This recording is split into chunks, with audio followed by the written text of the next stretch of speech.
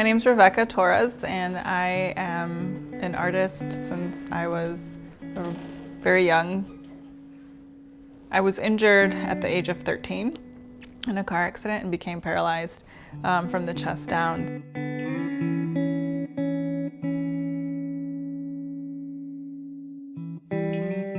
You know, what can I do now? Because my dream was to become a fashion designer. I eventually learned how to sew without the use of my legs, and I went to school for fashion design. I use a lot of different mediums. Like, I also paint and do illustration. I think art allows me to share parts of myself that I'm not normally comfortable sharing, but should be shared, I guess, sometimes.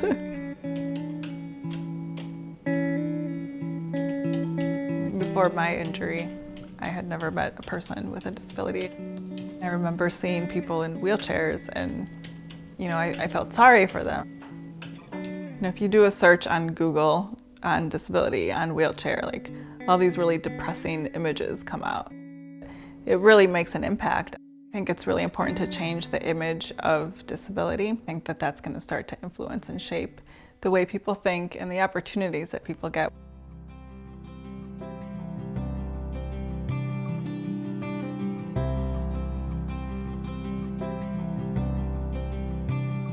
The Art of Normal is an exhibit that brought together about 6 different artists, and each one had a different way of sharing their story and sharing their experience with disability.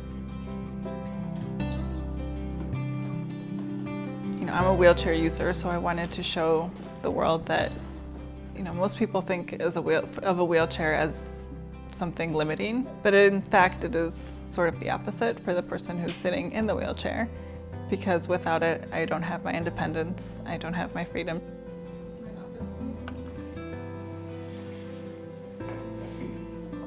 I used photography, mounted a camera on the back of my chair, and just took photos of me in these different spaces.